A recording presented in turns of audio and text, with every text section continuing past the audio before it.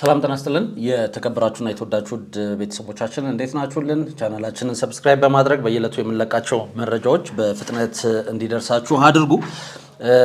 ዛሬም እንደተለመደው እንግዲህ ሰሞኑን ያው ከቴዲ አፍሮ ጉዳይ ጋር በተያያዘ ቶሎ መረጃዎችን ወደ እናንተ እያደረስን ነው። የምትከታተላችሁን አብራችሁ እንድትቆዩ ግብዣችን ነው። የምንለቃቸው መረጃዎች በፍጥነት እንዲደርሳችሁ እንግዲህ ሰብስክራይብ በማድረግ የደውል ምልክቷን እየጫኑ ማለት እንወዳለን። አሁን ላይ ይህን ፕሮግራም እየሰራሁላችሁ የቴዲ አፍሮ ሙዚቃ ሊለቀቅ የተወሰኑ ሰዓታት ብቻ ናቸው እየቀሩት። እንግዲህ ከዛ ከመለቀቁ በፊት ታዋቂ ሰዎች ስለ ቴዲ አፍሮ ምን አሉ የሚለውን ነገር ወደ እናንተ ለማድረስ ፈልጌ ነው።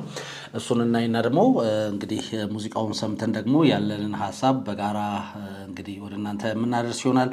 ለማንኛውም የተከታተላችሁን አብራችሁን ቆዩ። ከመሸጋገሪያ በኋላ ስንመጣ ድምፃውያን ሆነው እንግዲህ ኢትዮጵያ ውስጥ በሙዚቃ ኢንዱስትሪ ብዙ ስራዎችን የሰሩ ታዋቂ ኢትዮጵያውያን ከቴዲ አፍሮ አዲሱ አልበም ጋር ተያይዞ ከሚለቀቀው ገና ወደፊት እንግዲህ ከሰዓታት በኋላ ከሚለቀቀው አልበም ጋር ተያይዞ ምን አሉ የሚለውን ወደ እናንተ እናደርስና እንግዲህ ያለውን ነገር ደግሞ አብረን አልበሙን እየሰማን ከዛ በኋላ ደግሞ ያሉትን አስተያየቶች ወደ እናንተ የምናደርስ ይሆናል። ለማንኛውም ከመሸጋገሪያ በኋላ ተመልሰን እንምጣ።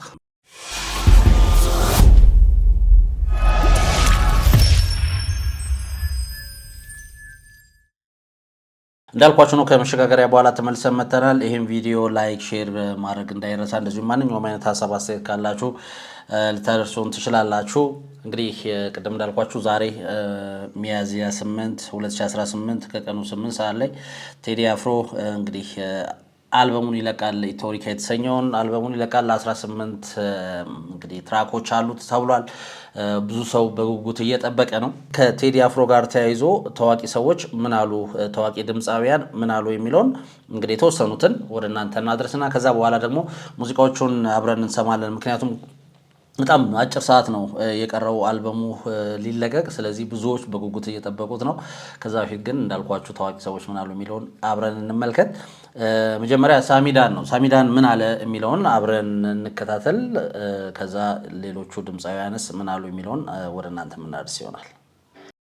ቢዩቲፉል ዴይ። ዛሬ ደግሞ የምንነጋገረው ስለ ቴዲያችን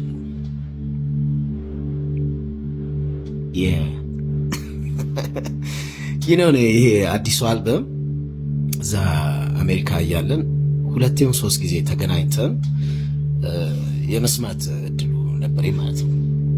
አክቹሊ የተገናኘ ነው በሌላ ኦኬዥን ውስጥ ሆኖ ግን ዘፈኖቹ ተከፍተው ሰምቻቸዋለሁ ማለት ነው። እና እኔ ቴዲ በጣም ነው የሚመቸኝ ነው የምላችሁ። ምንድን መሰላችሁ አሁን አንዳንዴ በጣም ዝናው ከፍ ያለ ተጽዕኖ በጣም ከፍ ያለ ምናምን ዘፋኝ ኖርና ያንተ ታይፕ ላይሆን ይችላል። ዝናውን ልታከብር ትችላል፣ የፈጠረውን ነገር ምናምን አክኖሌጅ ልታረግ ትችላል፣ ታይፕ ላይሆን ይችላል።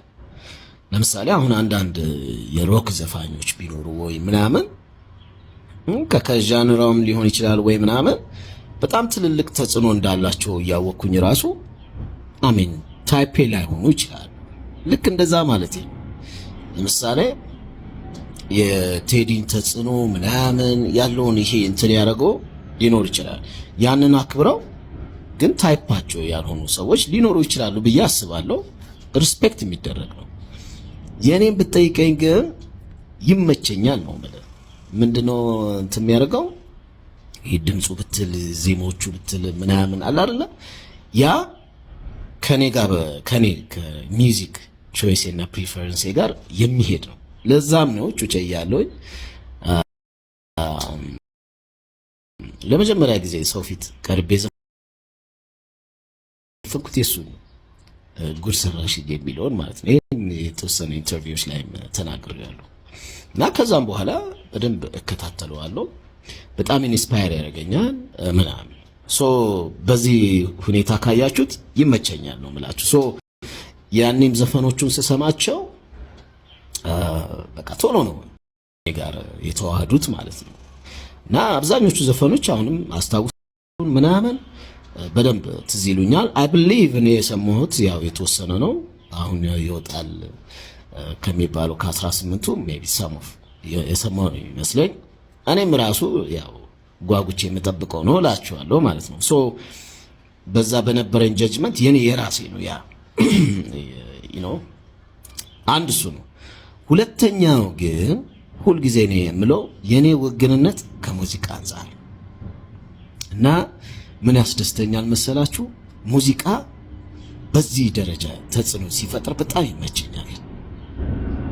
የኔ የሰርቫይቫል ጥያቄ ስለሆነ በሙዚቃ ውስጥ አይደለ ያለ ነው እና በሙዚቃ ውስጥ እንደዚህ የሚመሩ ሰዎች በደንብ ተጽዕኖዋቸው ከፍ ሲል በጣም ነው ደስ የሚለኝ ማለት ነው። ምክንያቱም በዛ ውስጥ ያለን ኢንስፓየርድ እንድንሆን ያደርገናል፣ እንድንጠነክር ያደርገናል። ፊውቸራችንን የቱ ጋር መድረስ እንዳለብን ራሱ ይነግረናል ማለት ነው እና በእንደዚህ ይሄ ሀገር በመወጠርና ከፍ በማድረግ የተለያዩ አርቲስቶች በእኛ ሀገር ውስጥ ተፈጥረዋል። ለምሳሌ ጋሽ ጥላሁን ክቡር ዶክተር ሬስት ኢን ፒስ እሱ የፈጠረው በጣም ከፍተኛ ተጽዕኖ አለ።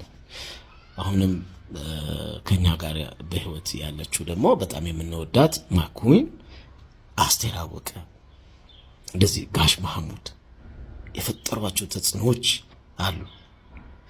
ከዛ ጄኔሬሽን በኋላ ደግሞ ከነ ጎስሽ ከነ አብነት ምናምን ያ ጄኔሬሽን ጋር ደግሞ በፊት ቀድሞ ያለው ደግሞ ቴዲያችን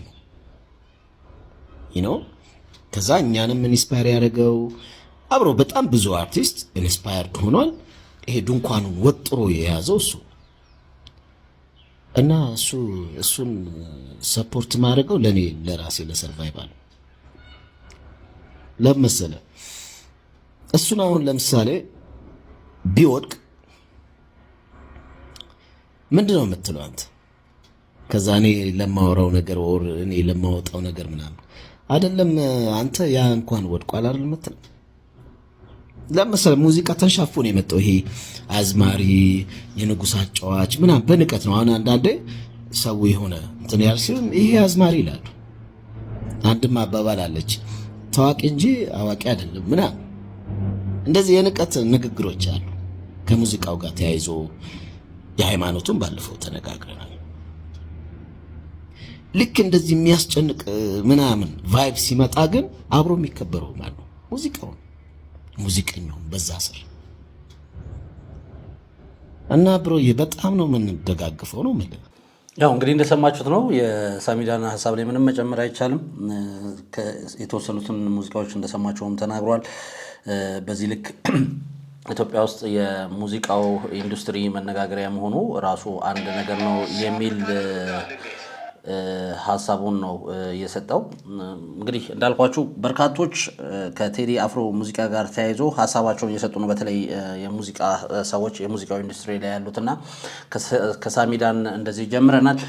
ድምፃዊ ጆሲ ወይም ደግሞ ጆሲ ኢን ዘ ሃውስ ምን አለ የሚለውን ወደ እናንተ ላድረስ። ከመጀመሪያችን በፊት ጀምሮ ያለውን ነገር ብታይ ቴዲ አፍሮ ንጉስ ነው፣ ምንም ጥያቄ የለውም፣ ትክክል ነው። ከዛ በፊት ግን የተናደርኩት በራሱ ዩቲዩብ ቻናል ነው የሚወጣው ሲባል ያ እኔ ኦብቪየስሊ ሰብስክራይብ አድርጌዋለሁ ቻናሉን። ነገር ግን ከዛ ገብቼ ቻናሉን ቼክ አደረኩት ሳየው 1.4 ሚሊዮን ምናምን ይላል አለ። በእውነት ለመናገር አሁን ላይ 1.3 አካባቢ ነው ያለው። ምናልባት አንሰብስክራይብ ተደርጎ ከሆነ አላቅም።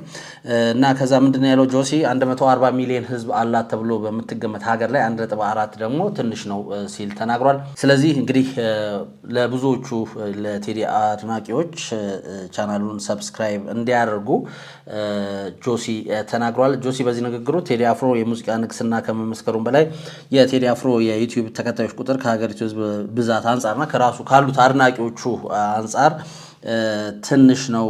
ስለዚህ ሰብስክራይብ ልናደርግ ይገባል። በዚህ ልክ የሱ ቻናል በሙዚቃው ኢንዱስትሪ ላይ ያለው ጉልህ ሚና ይታወቃል። ስለዚህ የሱ ቻናል ደግሞ በዚህ ልክ የወረደ ሰብስክራይበር ሊኖረው አይገባም። ስለዚህ ሰብስክራይብ አድርጉት የሚል ሐሳቡን አጋርቷል።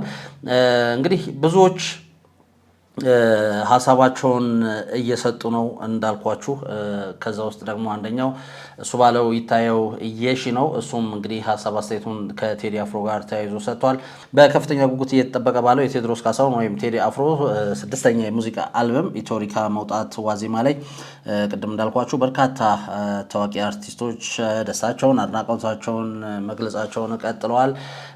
እሱ ባለው ይታየው የሺም እንግዲህ ለቴዲ አፍሮ ያለውን ጥልቅ አክብሮትና በልቡ ያስቀመጠውን ትዝታ በማህበራዊ ትስስር ገጹ አጋርቶታል። እሱ ባለው የኢትዮሪካ አልበምን መውጣት ተከትሎ ያለው አቀባበል እጅግ አስደናቂ መሆኑን በመግለጽ በዛሬው ዕለት የተሰማውን ስሜት ሀያል እንደሆነ ገልጿል።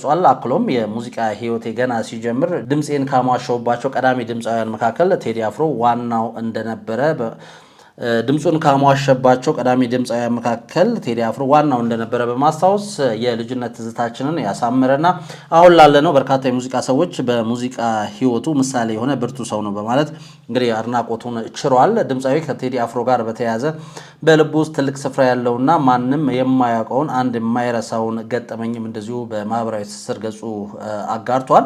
የራሱ የሆነው ትርታ የተሰኘው አልበም በወጣበት ወቅት ቴዲ አፍሮ በስልክ ደውሎ እንዳበረታታው የገለጸው እሱ ባለው በዚህ ደረጃ ጉዳይ ብሎ በመደወል ተስፋ የሚሰጡ የሚያበረታቱና ምክር አዘል ቆንጆ ሀሳቦችን ጊዜውን ሳይሰስት አንድ በአንድ አካፍሎኛል።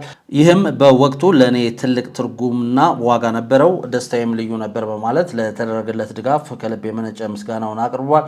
እሱ ባለው ይታየው ቴዲ አፍሮ ለሙዚቃ ስራው ያለውን ትጋትና ለዘርፉ የከፈለውን መስዋዕትነት አድንቆ እኛ ዛሬ ለወጣንበት መንገድ መሪ ነው። ውዴታ፣ አድናቆትና አክብሮቴ ላቅ ያለ ነው። እንኳን በአዲስ ስራ መጣህልን በማለት እንግዲህ ለታላቁ የጥበብ ሰው አቀባበል አድርጎለታል። እንደዚሁም መልካም ምኞቱን ገልጾለታል። እንግዲህ እንዳልኳችሁ በርካቶች ሀሳባቸውን እየገለጹ ነው። ሌላዋ ድምፃዊት ደግሞ ራሄል ጌጡ ነች።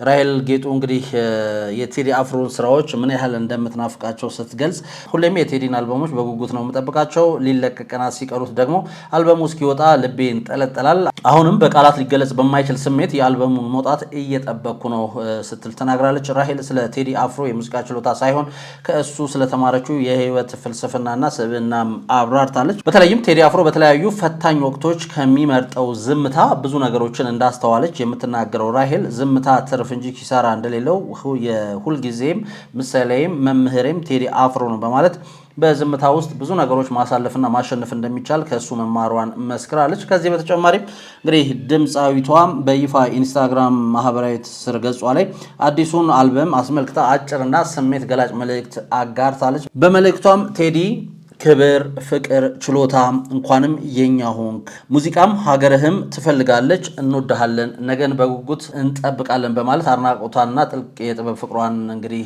ራሄል ጌጡ ተገልጻለች። ሌላው ከቴዲ አፍሮ የአልበም መለቀቅ ጋር ተያይዞ ሀሳቡን የሰጠው እንግዲህ ዳዊት ጽጌ ነው። በኢትዮጵያ ሙዚቃ ኢንዱስትሪ ውስጥ እንግዲህ አሁን ላይ ከ2000 ወደዚህ ከመጡ አርቲስቶች ደግሞ ስሙን መትከል የቻለው ዳዊት ጽጌ ከቴዲ አፍሮ ጋር ምን አለ የሚለውን ወደ እናንተ እናድረስ። የኢትዮጵያ ሙዚቃ ሰማይ ላይ ከሚበሩት ደማቅ ከዋክብት መካከል አንዱ የሆነው ቴዎድሮስ ካሳሁን ወይም ቴዲ አፍሮ በድጋሚ የጥበብ ማዕበሉን ሊያስነሳ የሰዓታት እድሜ ብቻ ቀርተውታል። የህዝብን ልብ ትርታ የሚያዳምጠውና ስሜትን ሰርስረው የሚገቡ 5 አልበሞችን ለሙዚቃ አፍቃሪ ያበረከተው ይህ የጥበብ ሰው አሁን ደግሞ 6ኛ እንግዲህ አልበሙን ይዞ ብቅ ብሏል። ኢትዮሪካን ማለት ነው። ይህም የብዙሃኑን የሙዚቃ ጥማት የሚያረካ አልበም እየተጠበቀ ባለበት ሰዓት ደግሞ የዘመናችን ተወዳጅ ድምፃዊ ዳዊት ጽጌ የደስታ መልእክቱን እንግዲህ ለቴዲ አፍሮ አስተላልፏል። ዳዊት ደስታውን ለህዝብ ሲያካፍል እንዲሁ በባዶ አልነበረም። በውስጡ ለቴዲ አፍሮ ያለውን ጥልቅ አክብሮትና ፍቅርና ትዝታውን እያጣቀሰ ነው እንግዲህ ለቴዲ አፍሮ ያለውን ክብር የተናገረው።